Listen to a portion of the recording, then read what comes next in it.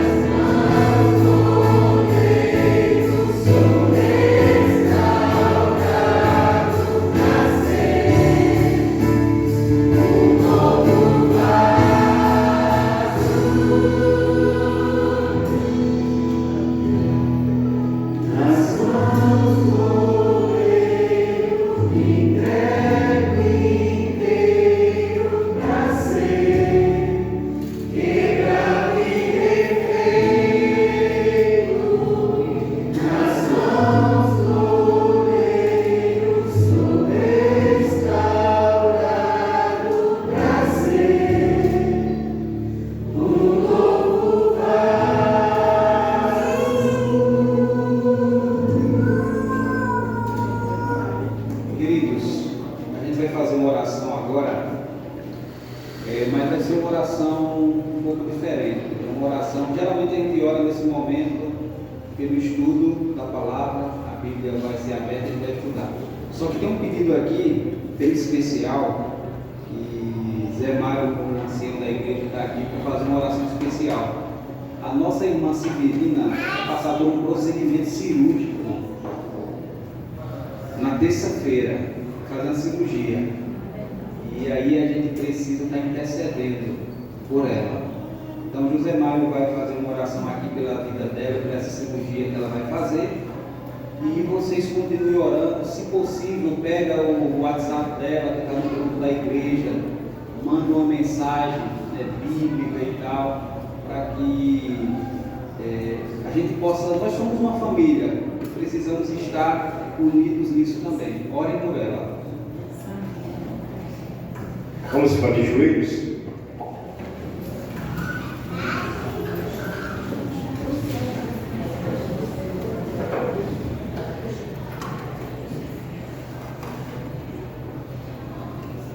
Maravilhoso Deus, nosso Pai, louvado, exaltado, glorificado seja o Teu nome. Estamos gratos ao Senhor, porque sentimos a Tua presença em nosso meio, podemos sentir a Tua companhia, desde a escola sabatina até agora, que a Tua palavra diz que quando estiver 2 ou 3 reunidos, ali o Senhor estará presente. Pai querido, aqui está a Tua igreja, aqui está o Teu povo. Nós queremos apresentar cada um dos Teus filhos, para que o Senhor venha abençoar cada família, cada visitante, cada servo Teu que veio com o intuito de adorar ao único Deus verdadeiro. Toma nos Teus braços, Pai, Teus filhos, mas nós queremos agora nesse momento, de uma forma especial, pedir pela Tua serva que tem dedicado a sua vida para o serviço da Tua obra. A irmã Severina, ela vai passar por um procedimento cirúrgico. Sabemos que não é fácil, mas acima de tudo temos um Deus vivo, um Deus que é presente, um Deus que é rico em misericórdia. Portanto, Senhor, que na terça-feira o Senhor possa estar com ela. Ela vai ser operada pelos médicos, mas o Senhor é médico dos médicos. O Senhor pode todas as coisas. Que o Senhor esteja com ela desde hoje até o dia da cirurgia, assim como todos os dias da vida dela, assim como o Senhor tem estado nas nossas vidas, na nossa família, no nosso lar. Toma cada um dos teus braços, nos perdoa pelas nossas fraquezas, concede-nos a tua graça e a tua misericórdia, que o teu santo e bom Espírito seja inspirado no teu servo que vai partir o pão da vida, que ele não fale de si, mas seja movido pelo poder do Espírito Santo. Abençoa a tua igreja, prepara nossos corações para ouvir a tua palavra. É o que nós te rogamos, nos méritos do teu filho amado Jesus. Amém.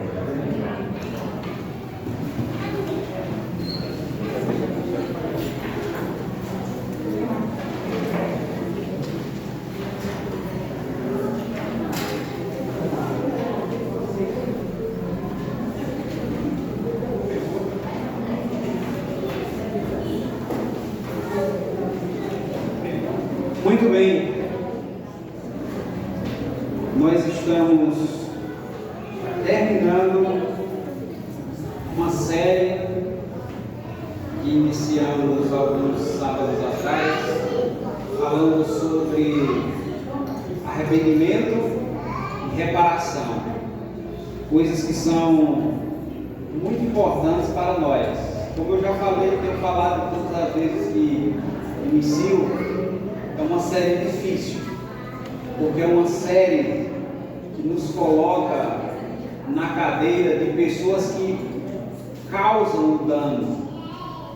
Muitas vezes nós se colocamos na posição de vítimas, mas muitas vezes nós somos causadores de danos.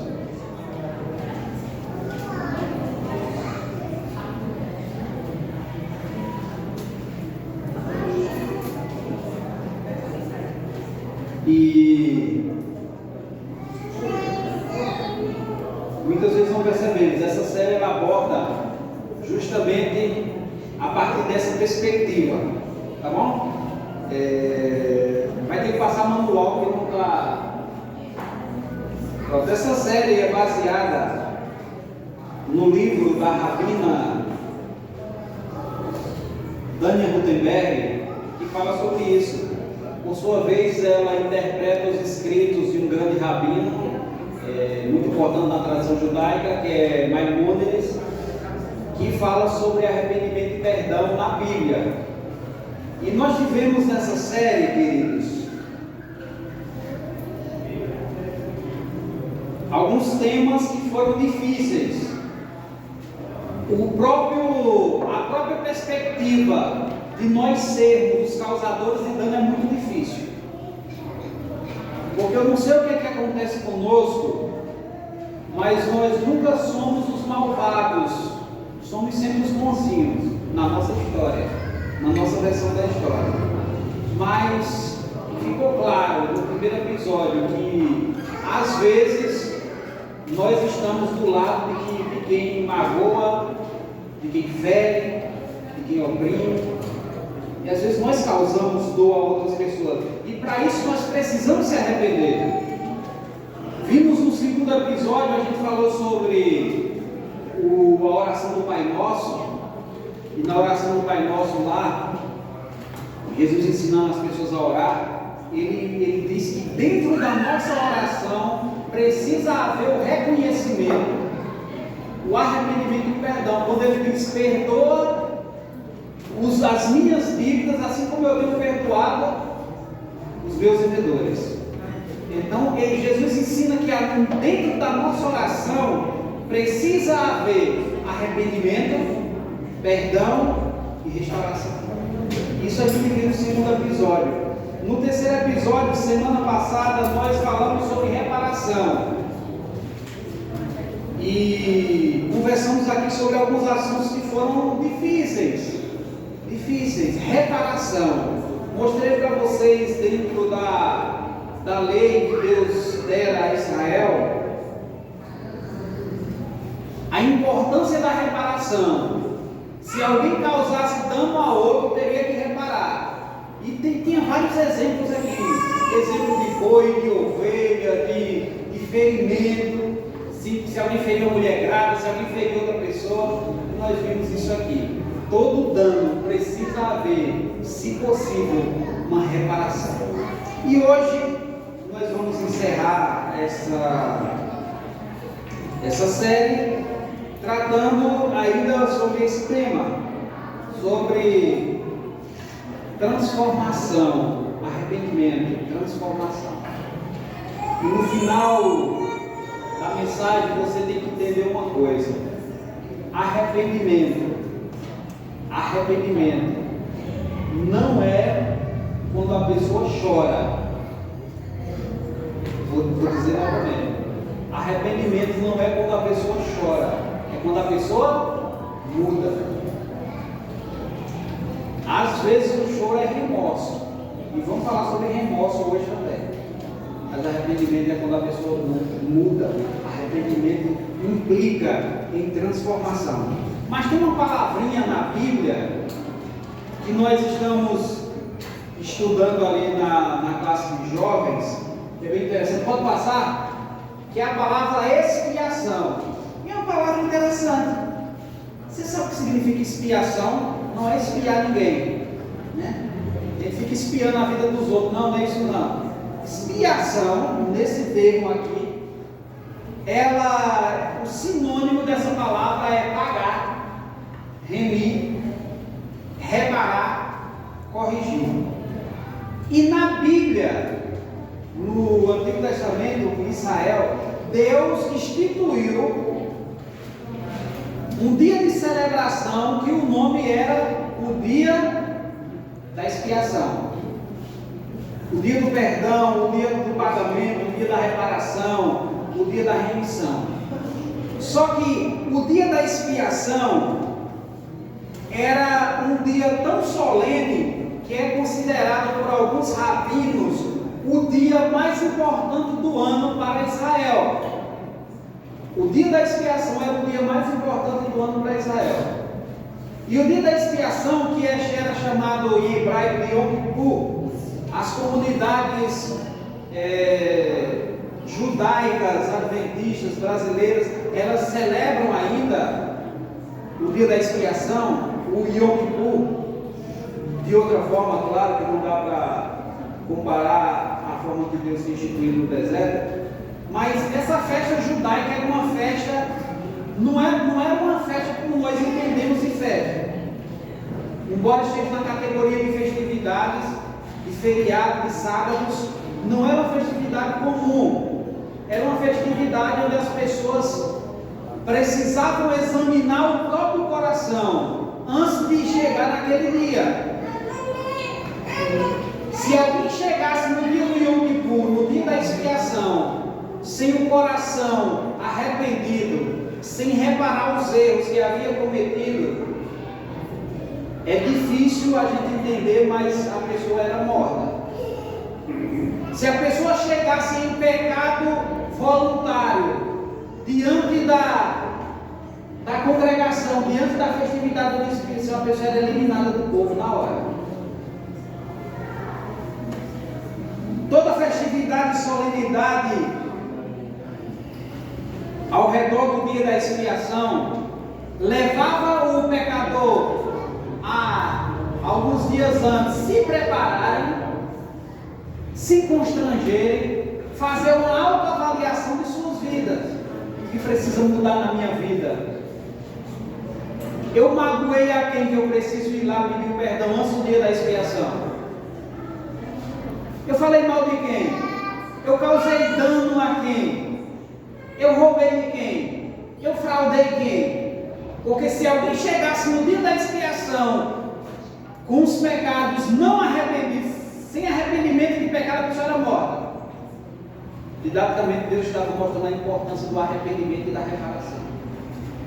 O perdão ele só acontecia se as cláusulas que Deus tivesse dado nas leis fossem cumpridas. Então vocês viram algumas leis de reparação semana passada. Se alguém fosse para a festividade do dia da expiação e tivesse cometido algum dano daqueles e não tivesse reparado, a pessoa teria um fim trágico. O que acontecia nesse dia da expiação? O sacerdote que todos os dias ele oferecia o sacrifício ali no santo, nesse dia, uma vez por ano, acontecia uma vez por ano, ele vestia uma roupa diferente. O principal sacerdote vestia uma roupa diferente. Os sacrifícios eram oferecidos de forma diferente. E ele adentrava num lugar que era chamado Santo dos Santos. E é dentro desse local, o local santíssimo do santuário, que acontecia o processo de remissão de culpa de Israel. Quem estuda, quem gosta de estudar sobre o santuário, vê que é cheio de ritos ali nesse dia, diferentes dos ritos anteriores. Então vamos ver. Levítico, abra sua Bíblia em Levítico, capítulo 16. Levítico 16. Levítico 16 faz parte de um bloco do livro do Levítico que fala sobre santidade. Levítico 16 é o centro. Levítico 16 é o centro do livro de Levítico. A parte mais importante é essa parte aqui. Vê se passa aqui. Pode passar aí, que aqui não está aí. Pronto. Levítico 16, versículo 11. Veja o que acontecia no dia da expiação. Algumas coisas que aconteciam. Então Arão, nesse tempo aqui, sumo sacerdote, o principal sacerdote, ele diz assim: Arão fará chegar o novilho da sua oferta pelo pecado e fará expiação por si e por sua casa. Matará o novilho da sua oferta pelo pecado. Pule para o versículo 15. Depois matará o bode da oferta pelo pecado, que será para o povo. Trará o sangue do bode para dentro do véu e fará com que esse sangue, como fez com o sangue do novilho, e aspergirá no propiciatório diante dele. Então veja só, o sumo sacerdote ele fazia algumas coisas, dentre elas ele oferecia um sacrifício pela família dele, por ele, pela família dele e também pelo povo. O dia é muito importante, é o dia de fazer a pureza. O dia da expiação era de fazer a pureza. Quando a gente fala de impureza, interessante que quando você olha o livro de Levítico e os demais, mas principalmente o livro de Levítico que vem falando sobre a pureza, né? Era muito importante a pureza.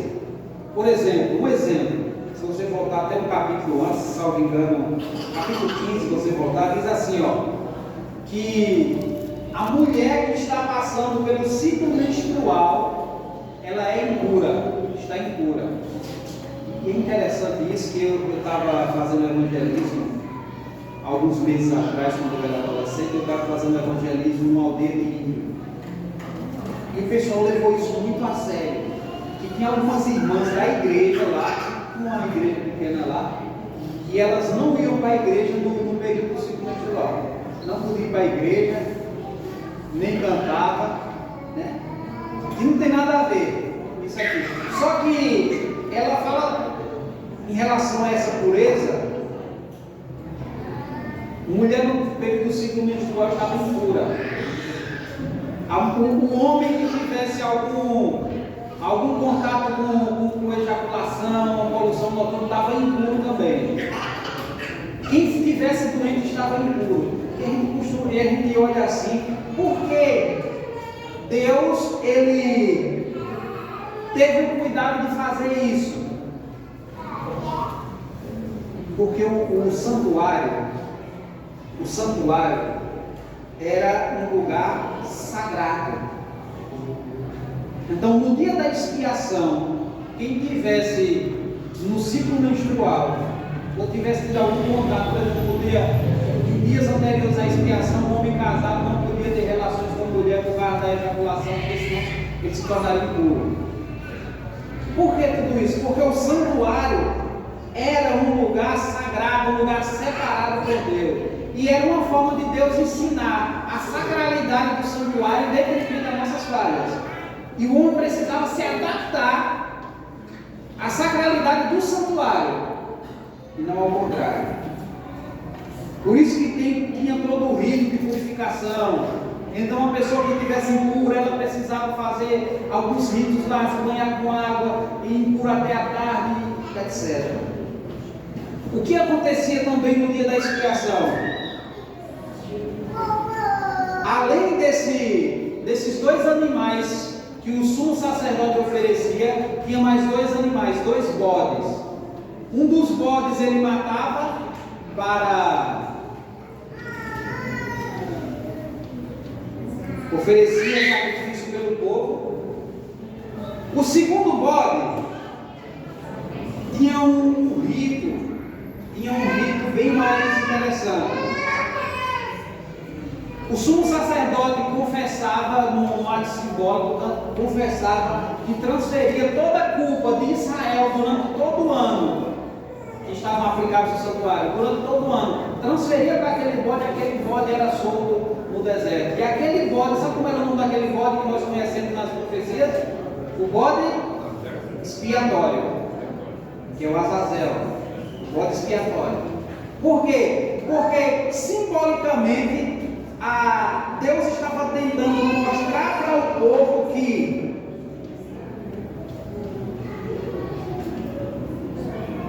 onde Adão precisa haver arrependimento, precisa haver reparação.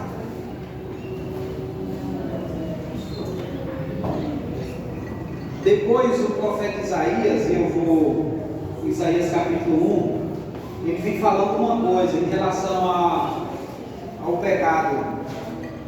Deus nos chama para conversar a respeito de pecado.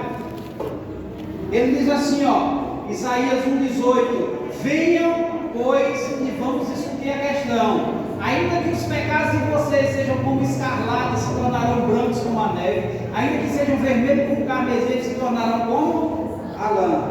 Deus está disposto a corrigir o pecado do povo. Mas o que é que o povo precisa fazer? Ir até ele. Todo ano existia a festa do Yom Kippur, e esse dia da expiação, ele encerrava um ciclo do santuário e começava outro ciclo. Nesse rito, Deus quer dizer o seguinte: existe a possibilidade de um novo recomeço. Você pode começar de novo, e a partir do dia posterior ao dia da expiação, começava todo o processo de novo no santuário. A pessoa pecava, confessava o pecado sobre a cabeça do cordeiro, matava o cordeiro, o sacerdote aspergia o sangue na cortina, dentro do local santo, aspergia o sangue.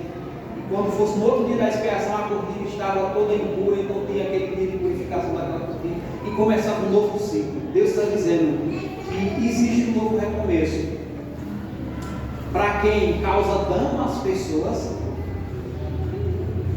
e também para as pessoas que recebem o dano causado por outras pessoas.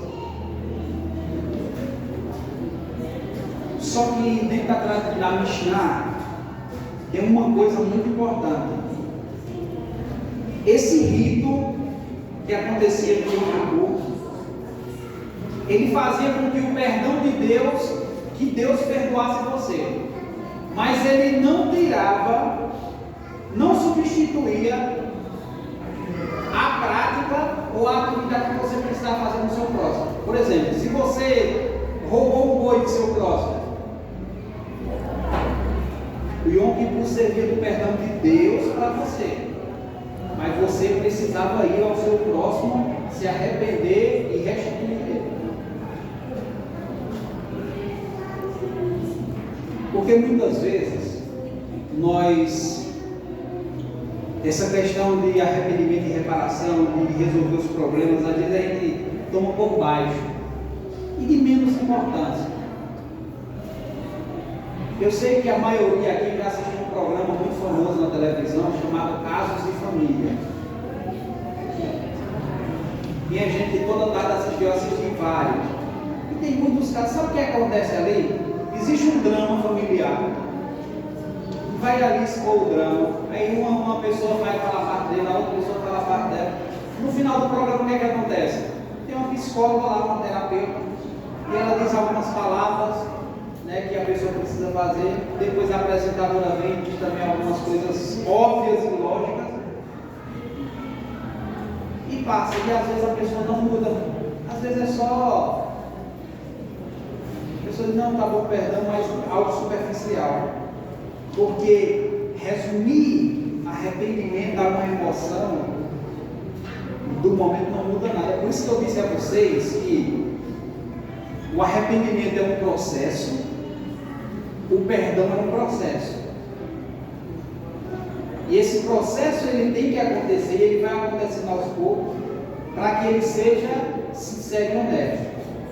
E aí sim, há perdão de Deus para nós. E agora eu queria falar com vocês uma coisa muito interessante. A diferença, vamos passar aqui, de arrependimento e remorso. Qual é a diferença? Muitas vezes o que acontece conosco é remorso. Mas precisa haver remorso? Não precisa haver arrependimento.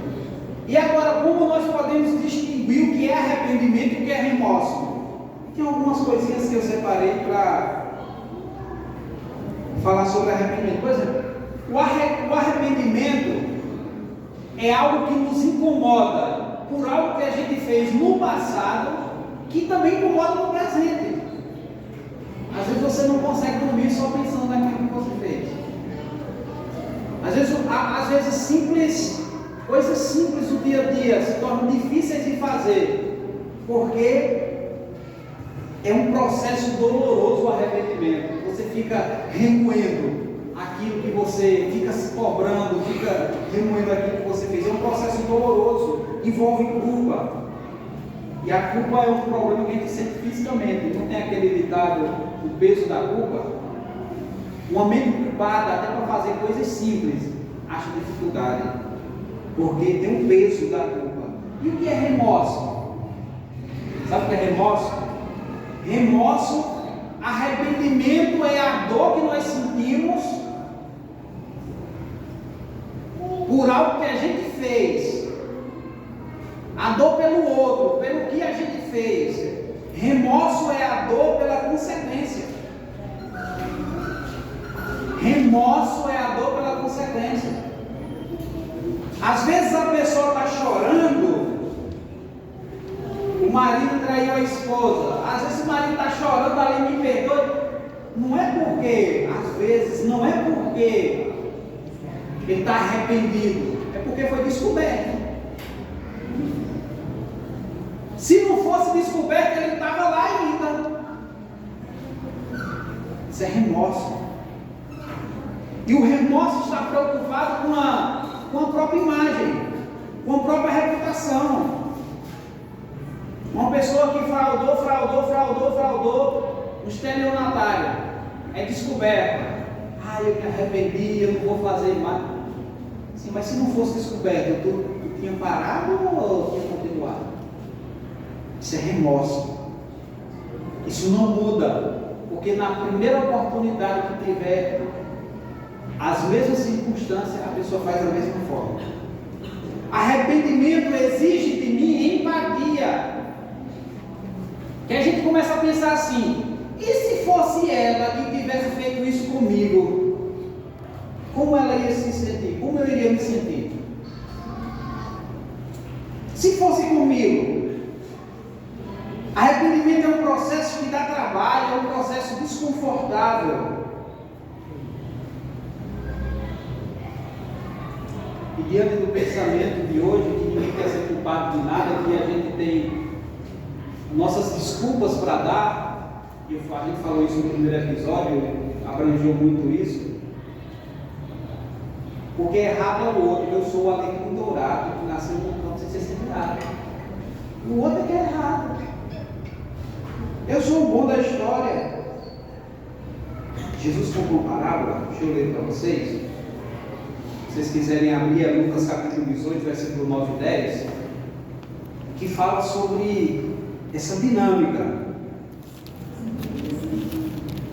Eu vou ler para vocês marquem aí, acompanhem aqui, eu leio em casa. Jesus também contou essa parábola para alguns que confiavam em si mesmos por se considerarem justos e desprezavam os outros. Ele está dando endereço da parábola, ele está dando endereço, ele está dizendo assim: o contexto é esse aqui, é para esse tipo de pessoa. 2 homens foram ao templo para orar, um era fariseu, o outro publicano. O fariseu ficou em pé e orava de si para si mesmo dessa forma: ó Deus, graças te dou, porque não sou como os demais homens. Vê a atitude do fariseu: roubadores, injustos e adúlteros, nem ainda como esse publicano. Jejuo 2 vezes por semana, dou o dízimo de tudo quanto ganho. O publicano, estando de pé, longe, nem mesmo ousava levantar os olhos para o céu, mas batia no peito, dizendo: ó Deus, tem pena de mim, que eu sou pecador. Digo a vocês que esse desceu justificado para a sua casa, e não aquele, porque todo que se exalta será, e todo que se humilha. Por que o fariseu está acusando o outro?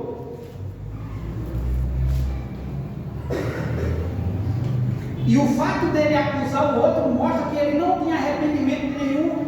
Na verdade, ele não tinha nem consciência dos pecados que ele cometia, porque ele disse: eu não sou como os demais homens. O arrependimento, quer dizer, ele requer uma autoavaliação. É você olhar para dentro de si e reavaliar.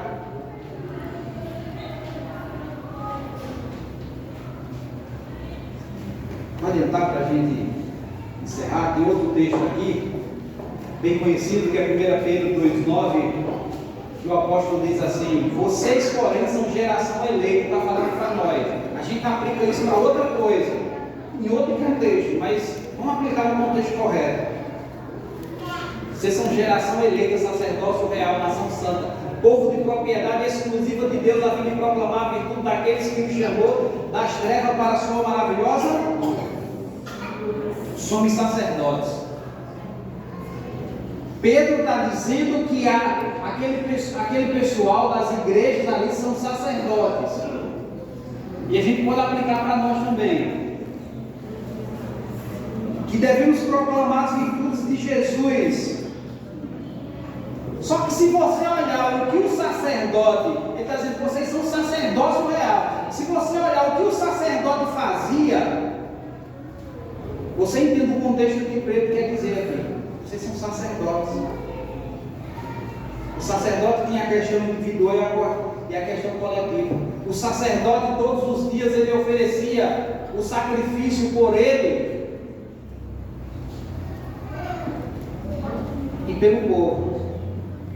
O sacerdote todos os dias se reavaliava para saber se estava apto ou inapto para o serviço do santuário. O sacerdote promovia a reparação individual e reparação coletiva. Reparar o mal. E sabe uma coisa do sacerdote? Que a gente nunca pensa? O sacerdote ia reparar o mal dele, da família dele, e ele reparava o mal da nação. Só que ele reparava o mal do qual ele não era o causador.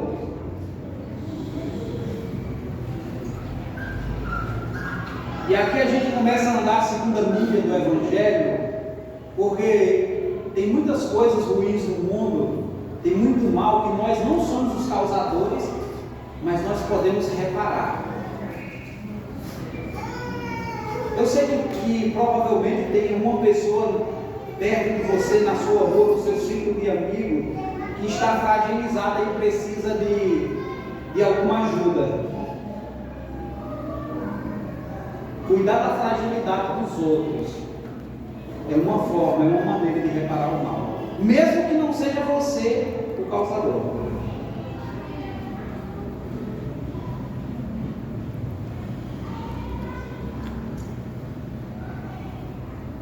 Outra coisa, para que a gente não fique na utopia, querer uma coisa que não consegue ser alcançada, a gente tem que entender que às vezes o mal não vai ser reparado. Às vezes o dano que os outros causam a gente, eles não vão reparar. Às vezes alguém vai bater em você, atropelar você e vai correr, vai sumir.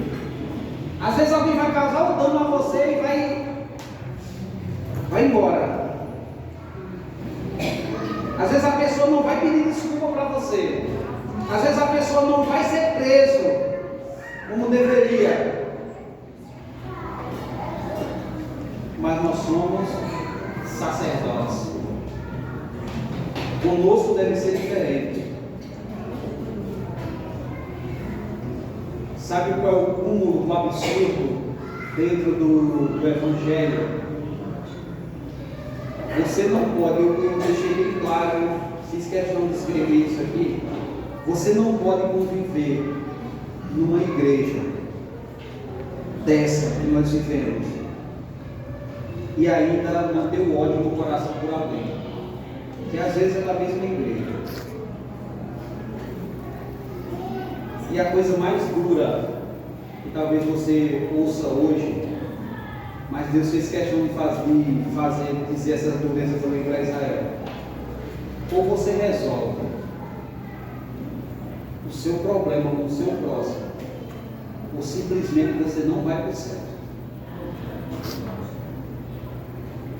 Ou os israelitas resolviam o problema deles, ou do Yom Kippur, eles seriam eliminados do meio do povo.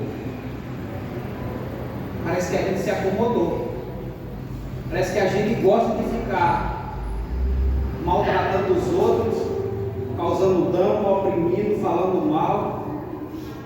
E a gente acha que vai para o céu. Qual céu? Qual céu? Jesus eu nem trouxe aqui, eu ia falar isso, mas Jesus no Sermão do Monte, ele diz assim: aquele que chamar seu irmão de idiota está em perigo do fogo do inferno. Jesus, ele dizia assim de maneira clara. Aí a gente quer viver numa igreja hoje, numa sociedade, a gente odiando todo mundo. Às vezes odia as pessoas dentro da igreja, às vezes na faculdade, às vezes no círculo da família e amigos. A gente quer ir para onde? A gente está vindo para a igreja para quê? Para acomodar a nossa consciência dos nossos erros. No Yom Kippur, ou você resolvia o seu problema com Deus ou com o cosmos, ou você seria eliminado. E a gente quer viver numa igreja, um batendo no outro, ainda quer ir para o céu. Você acha mesmo que Jesus vai levar você para o céu desse jeito? Todos nós erramos, aqui é um processo de transformação. E você precisa estar nesse processo de transformação. Porque se o Yom Kippur chegasse e as pessoas não resolvessem seus problemas e quisessem participar, seria eliminada. Aí daqui uns dias a porta da graça vai se fechar. E a gente continua aí. Disputa pessoal, disputa de poder. Quem é melhor, quem é pior. Aí a porta da graça fecha. Você acha que a gente vai para o céu desse jeito? Você acha que Deus vai levar? Se tu odeia teu irmão que provavelmente vai para o céu, tu acha que tu vai estar odiando ele no céu também? Hoje é dia de reparação. Yom Kippur era um chamado de Deus dizer: hoje é dia de resolver as coisas. Enquanto nós não resolvermos a nossa vida, as nossas coisas, a gente vai continuar andando aí sem sentido. Vou encerrar. 2 slides só para encerrar. O primeiro é um texto que não quer passar, mas eu vou passar para mim ali. Passa, por favor. Zacarias. Portanto, diga-lhes: assim diz o Senhor dos Exércitos, voltem para mim. Diz o Senhor dos Exércitos, e eu voltarei para vocês.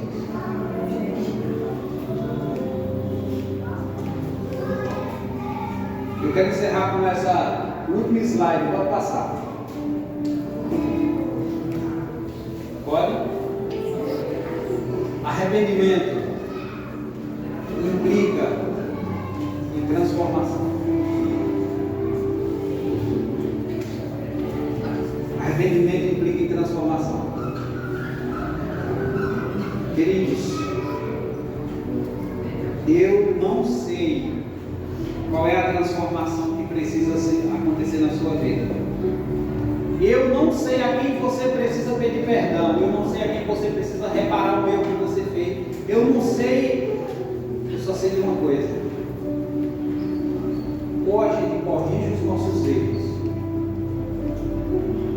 E eu não estou aqui apontando de ninguém, porque eu só sei do meu. Cada um sabe os seus. Ou a gente conserta os nossos erros, ou a gente está aqui só de fachada. Ou a gente se arrepende do mal que a gente está cometendo dia após dia. Ou isso aqui não serve de nada. Isso aqui é mais um encontro, um ar-condicionado de pessoas que falam coisas que a gente quer ouvir. Esse é o dia. O dia de ontem era o dia do arrependimento. Hoje é o dia. Não deixe o sábado terminar sem que você precise resolver aquilo que precisa ser resolvido em sua vida. Não coloque a sua salvação em jogo por conta de coisas simples. Que Deus abençoe. Eu queria orar com vocês. Vamos ficar em pé? Eu vou orar com vocês. Depois vocês saem, vão para os seus lares almoçar. Mas não deixe o sábado terminar em que você precisa fazer aquilo que precisa ser feito.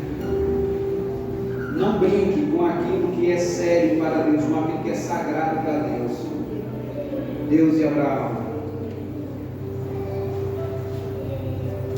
nosso Pai, nosso Rei. Será se nós, Senhor, sobreviveríamos a um ano junto com o povo de Israel? Os rituais de pureza, as leis necessárias para aquele ambiente, para aquele contexto. O problema, Senhor, é que se tivesse um cordeiro para a gente matar todos os dias, talvez a gente tivesse consciência daquilo que nós somos e que precisamos ser. Da ofensividade do pecado da nossa vida e do alto preço que Ele cobra para nós. Será que a gente não se acomodou, Senhor? Porque teu filho morreu na cruz e agora a gente pensa que tudo se resolve? Assim como Israel, assim como toda a Bíblia, o Senhor faz tudo pelo ser humano. O ser humano só precisa fazer uma coisa, que é ir até o Senhor, que é buscar o Senhor, que é aceitar aquilo que o Senhor tem para ele. É o mínimo, querido Deus, que nós não estamos fazendo. A gente quer viver, continuar vivendo nossas vidas do jeito que a gente imagina que é. Desculpa, Senhor, porque às vezes a gente dá mais atenção e confiança para o que as pessoas dizem por aí, e às vezes é uma frase até bonita, óbvia, do que para a tua palavra. Precisa haver arrependimento, Senhor, entre as pessoas dessa igreja. Precisa haver reparação de danos que foram causados entre pessoas dessa igreja. Coloca na nossa mente a seriedade disso, Senhor. Sem arrependimento e reparação, a gente não vai para o céu.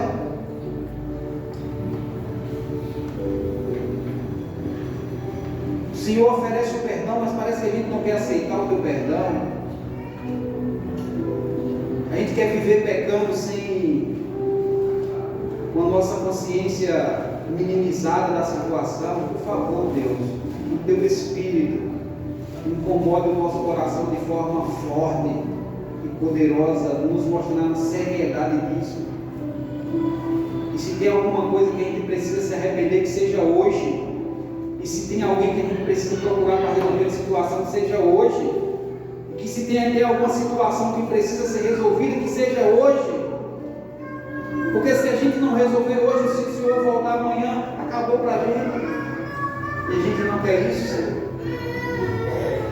Nós estamos adormecidos, achando que vai dar tudo certo, sem a gente entender o que é o certo para o Senhor. Mas eu peço encarecidamente ao Senhor que teu divino Espírito Ele acampe na nossa vida, e que esse sábado não passe sem que nós tenhamos que pedir perdão a quem precisa ser pedido perdão, e perdoar quem precisa ser perdoado, em nome de Jesus.